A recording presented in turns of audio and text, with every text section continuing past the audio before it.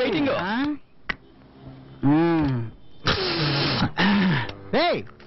ఈ వయసులో ముక్కుపొడి పిలుస్తున్నావు? మా తాత కూడా ముక్కుపొడి వేయరా?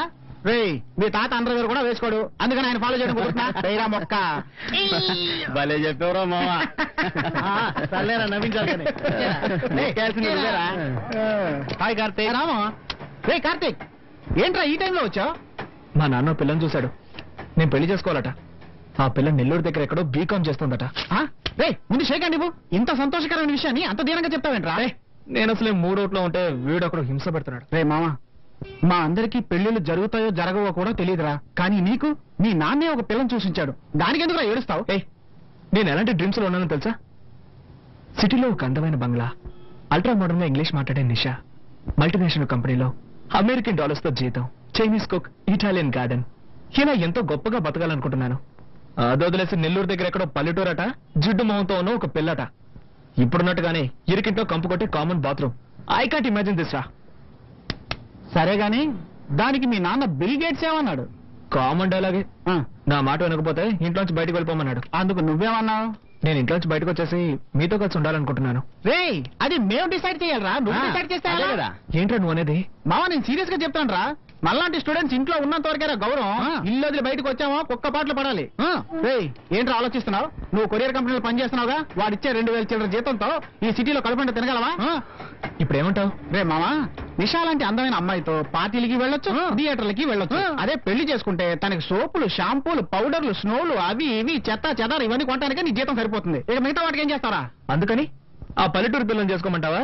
అవును, వీడు పెద్ద సిటీ జన్ను. ఈ వైజాగ్ సిటీలో వీడి దగ్గర ఉన్నంత చెత్త బండి వేరెవరి దగ్గర ఉందట్రా? పొల్యూషన్ కంట్రోల్ వల్ల నీకోసం వల వేసి మరీ వెతుకుతున్నారు. నువ్వు సిటీ గురించి మాట్లాడుతున్నావు. రే మావా, నా బండి గురించి మాట్లాడుకో.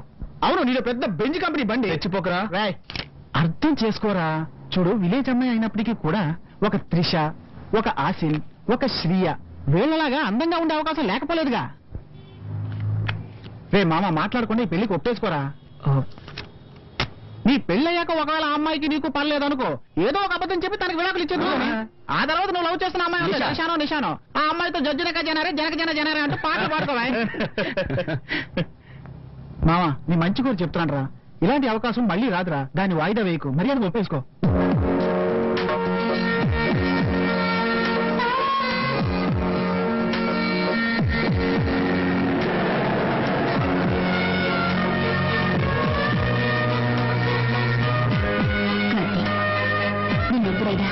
దేనికైనా బలవంతం చేశారా? ఈ ఒక్కసారికి నా మాట విని మీ నాన్న చెప్పిన అమ్మాయిని పెళ్లి చేసుకో.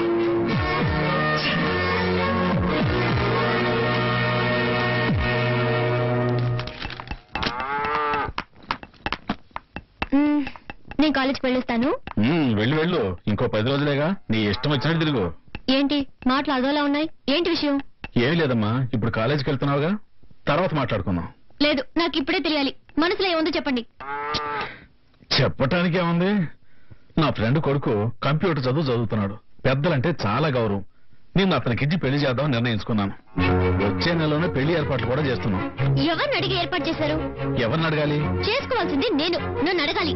ఆ అవకాశం నువ్వు ఎప్పుడో పోగొట్టుకున్నావు. చదువుకోవాలని ఆశపడ్డావు, అయిన వాళ్ళందరూ వద్దంటున్నా నేను నిన్ను చదివిస్తున్నాను. కానీ నువ్వు చదువుకోకుండా సినిమాలంటూ తిరుగుతున్నావు. ఊళ్ళో వాళ్ళంతా నీ గురించి నానా మాట్లాడుతున్నారు. ఇక నేను ఎవరు చేసుకుంటాడు? అందుకే నా స్నేహితుడి దగ్గరికి వెళ్లి బతిమాలి ఒప్పించి కష్టపడి ఈ పెళ్లికి ఏర్పాటు చేశాను. మాట్లాడకుండా నేను చెప్పిన కుర్రాడితో తాళి కట్టించుకో. నాకు బలవంతంగా పెళ్లి చేస్తే వాడు నిద్రపోతున్నప్పుడు రాయితో తలపగ కొట్టి విధవగా ఇంటికి వచ్చేస్తాను. నిన్ను కన్న పాపానికి నీకు పెళ్లి చేయటం నా బాధ్యత. ఆ తర్వాత నువ్వు సుమంగలిగా వస్తే ఏంటి, విధవగా వస్తే ఏంటి, నిన్ను పోషించగల శక్తి ఆ దేవుడు నాకు ఇచ్చాడులే. నువ్వు ఎలా వచ్చినా చూసుకుంటాను. ఎందుకు నాన్న నన్ను ఇలా బలవంత పెడతావు? నువ్వెందుకు వద్దని మొండికేస్తున్నావు? నేను చదువుకోవాలి, నా కాళ్ళ మీద నేను నిలబడాలి. చదువుకో, బాగా చదువుకో. నిన్నెవరు వద్దన్నారు? నీకు పెళ్ళాక నీ భర్తతోనూ అత్తమామలతోనూ మాట్లాడి నేనే ఏర్పాటు చేస్తాను. ఇంకేం కావాలి? ఇప్పుడే పెళ్లి చేసుకోవడానికి మెంటల్ గా నేను ప్రిపేర్ అవ్వలేదు. ఇంకా 2 వారాల టైం ఉందిగా, ఈలోగా ప్రిపేర్ అవ్వచ్చులే. అయ్యో, మీకు అర్థమయ్యేట్టు ఎలా చెప్పాలో. నాకు బాగానే అర్థమైంది గానీ ముందు నీ ఫోటో ఇవ్వు, పెళ్లి కొడుకు పంపాలి. నేనేం ఇవ్వను. ఇవ్వకు, వాళ్ళనే బయలుదేరి ఇక్కడికి వచ్చి నిన్ను చూసుకోమంటాను. అమ్మా, మీ నాన్న మాట వినవే. నేను నీకు పెళ్లి చూసిన తర్వాతే కన్ను ముయ్యాలనుకుంటున్నాను. నాకొచ్చే కోపానికి రాయితో వాడి తల పగలగొట్టడానికి ముందు నీ తల పగలగొట్టేస్తాను ముసల్దామా. అలా చేయవే. నన్ను ఇలా బలవంత పెడితే తప్పకుండా రేపు మీరు బాధపడతారు. బాధపడితే బాధపడ్డాంలే, మాకు పెళ్లి పనులు చాలా ఉన్నాయి. నీతో మాట్లాంటి. అమ్మా ఏంటిది నువ్వు రామా. ఇలా బెదిరించెడుతుంది? ఎన్నెన్నో ఓల్తో వస్తుంది. ఈ పెళ్ళంటే నాకు ఇష్టం లేదని ఎలా చెప్పాలి నీతో?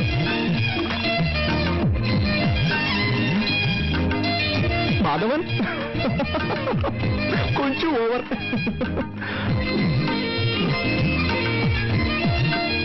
నిద్ర ముంచుకొస్తుంది.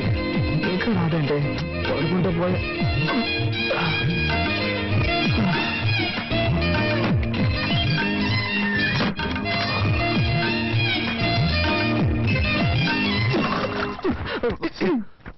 ఇది మా ఇల్లు, ఇది నా బెడ్రూమ్.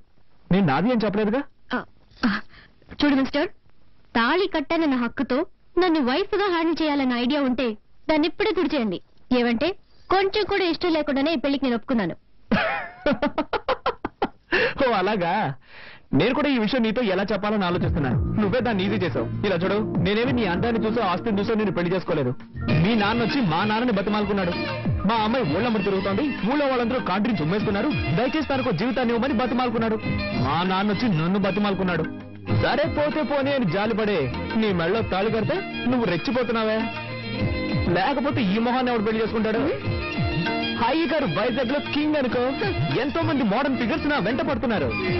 హలో, మీరు వైజాగ్ లో కింగ్ అయితే నెల్లూరులో నేను క్వీన్ ని. ఎంతో మంది చొంగ కాల్చుకుంటూ నా వెనకాల తిరిగారు, అది తెలుసుకోండి. నీ కథంతా నాకెందుకు? నాకు నువ్వు నచ్చలేదు, నీకు నేను నచ్చలేదు. ఏదో పెద్దవాళ్ళ బలవంతం వల్ల మనం ఇద్దరం పెళ్లి చేసుకున్నాం. కొద్ది రోజులు ఇలాగే పోనీ, ఆ తర్వాత బాగా ఆలోచించుకొని ఎలా విడిపోతే మంచిదో అలా విడిపోదాం. నేనే డీల్కి రెడీ. నువ్వు రెడీనా? నేను రెడీ. గుడ్. అయితే బయటకు వెళ్ళి పడుకో. Switch off the lights.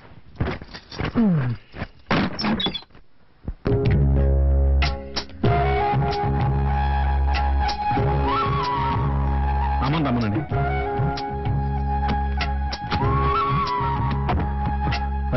భగవంతుడా, ఈ తల్లి లేని పిల్ల అత్తారింటికి వెళ్తుంది. అంతా నీదే భారం.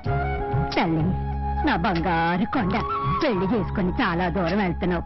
మీ నాన్న బాధపడుతున్నాడు, కాస్త నవ్వుతూ మాట్లాడవే. నేను అంత దూరంలో పెళ్లి కొడుకుని చూడమన్నాను, ఆయన ఇష్టం నీకు చేశారు. నేనేం చేయగలను? బాగా బాధపడి మీ అత్తారింట్లో నోరు పారేసుకోకమ్మా, కాస్త అణుకుగా ఉండు. నోరే తెరవడు చాలా. పర్వాలేదు వదిలేమ్మా. బాబు, ఉమ ఎంతో గారాభంగా పెరిగింది. అదేం చేసినా నా కోసం నువ్వు భరించాలి. అలాగే పోతే వెళ్ళగానే ఫోన్ చేయండి.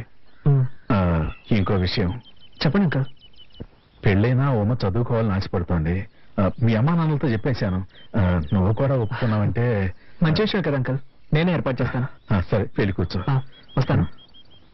రత్నం, వర్జం రాకముందే బయలుదేరమనరా. సరేనమ్మా, బయలుదేరండి. బయలుదేరండి. మెల్లగా పోనాయినా. జాగ్రత్త జాగ్రత్త. అమ్మా ఉమా, వెళ్ళగానే ఫోన్ చేయి.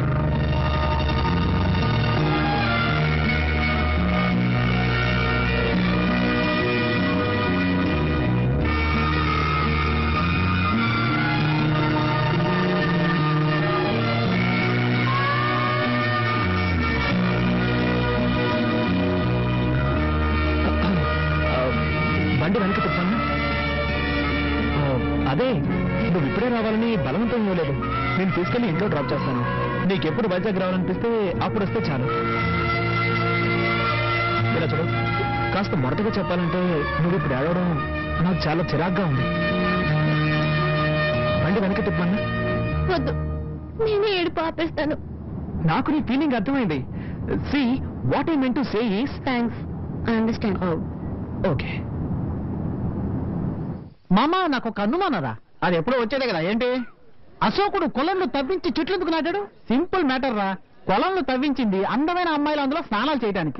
చెట్లు నాటింది మనలాంటి కుర్రాలు పైకి ఎక్కి దొంగతనంగా వాళ్ళని చూడడానికి. అయ్యో, ఏం బ్రెయిన్ రా, ఇంత తెలియాలి వచ్చింది. మా తాత దగ్గర నుంచి వచ్చింది. ఎలా రే, అడు చూడండి రా, కార్తీక్ గారు వస్తున్నాడు. నేను వస్తున్నావు కదా ట్రీట్ ఇస్తావని. ట్రీటా? అవును. ఎందుకు? పెళ్లికి ముందు బ్యాచెస్ పట్టి ఇవ్వలేదు, పెళ్ళయ్యాకెలా ట్రీట్ ఇస్తావు అందుకే. నాకు నిషాకి జరగబోయేది నిజమైన పెళ్లి. ఇది ఉత్పత్తి పెళ్లి. ఏంట్రా నువ్వు అనేది? ఇలా చూడు, నా వైఫ్ నలుపో ఎరుపో నేను అసలు సరిగ్గా గమనించనే లేదు. ఇంకెలా రమ్మిగుతావని నువ్వు ఒకడవే. అంటే మీరు చిన్న చిన్న టచింగ్స్ కూడా చేసుకోలేదా? ఒట్టు మావా, అలాంటివి ఏమీ లేవు. అయితే మాకు ట్రీట్ ఇవ్వవా? ట్రీట్ ఇస్తాన్రా, కానీ నాకు జరిగిన బొమ్మల పెళ్లి కోసం కాదు, నాకు అసలు పెళ్ళే జరగలేదన్న ఇమేజ్ ని మెయింటైన్ చేయడం కోసం నాకు పెళ్ళైందన్న విషయం మన సెట్కు మాత్రమే తెలుసు. ఎవడి వల్లైనా ఈ విషయం బయటికి తెలిసిందనుకో చెమడాలు వచ్చేస్తాను. ఇంకో ముఖ్యమైన విషయం, నేను ఎప్పట్లాగే నిషాని ఫాలో చేయబోతున్నాను. నా మ్యారేజ్ ని గుర్తు చేసి